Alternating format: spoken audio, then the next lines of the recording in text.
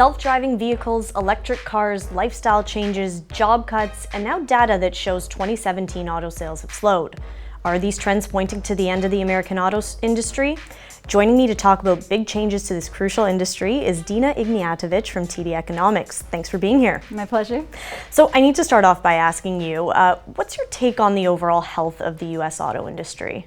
Well, I think the auto industry in the U.S. is still very healthy. Sales are coming in around the 17 million unit mark, which by any historical means is a very healthy level of sales. And I don't think automakers can really complain about that. Yes, they have come down a little bit from what we've seen at the end of last year, but again, it's still a pretty healthy level. You say in your report that this isn't the first time, quote unquote, we've seen a speed bump in sales. What do you mean by that?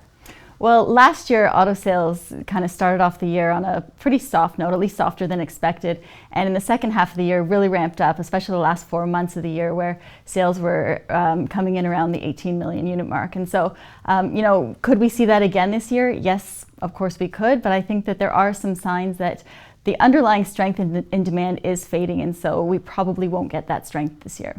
Now, you point to 3 potential speed bumps in the market, and the first one is demand. What makes you think people aren't as eager to buy new cars right now?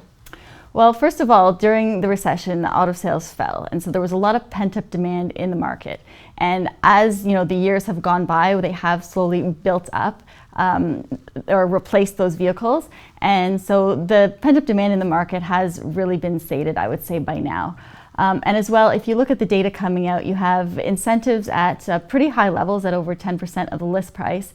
And at the same time, you have inventories that are very elevated. So, even with all the incentives that automakers are putting out there, they're still not getting sales back up to where they were at the end of last year. And so that really shows that underlying demand could be weakening. And by incentives, you mean, a cash discount, lower rates? Is that the type of incentive? Yeah, exactly. Anything that makes the car cheaper for consumers to purchase. Now, you touched on trends after the financial crisis, and we're going to bring up a chart on the screen, but it shows between 2010 and 2016 how sales edged up higher and higher each year.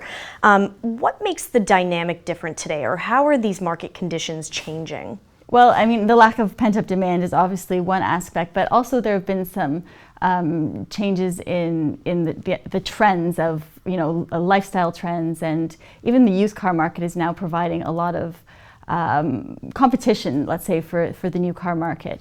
During the recession, leasing pretty much dried up, and as financial conditions started to ease a little bit, leasing came back. And so over the last few years, leasing accounted for probably close to 1/3 of overall sales. And so now these models are starting to come back to the market as their leases are up. So 3-4 year leases are pretty typical. And so now you have a lot of 3-4 year old vehicles that are available that still provide you with the reliability that a new car would, as well as a lot of the technology that's in new cars. And so as more of these used vehicles come to market, prices will go down a little bit for them, and it might be a better option for some consumers when considering a young used vehicle versus a new vehicle.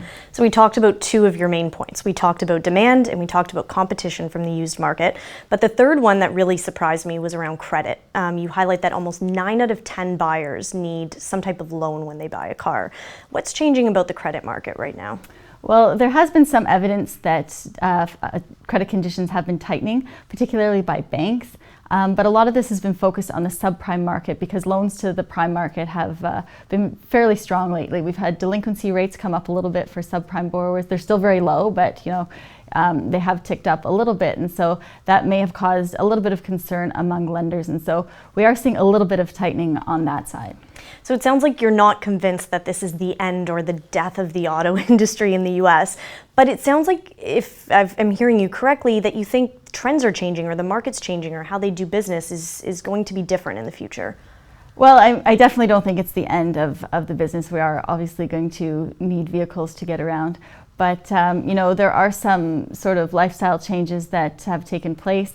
A lot of people are moving to more urban centers and trying to or able to use the car sharing services that are provided there, or public transportation if it's good. But people are moving into more suburban areas later in life, having children later in life, which is when you need to purchase a car. And so, these trends will obviously impact overall auto sales, but on the whole, I do think that they can remain at a healthy rate going forward.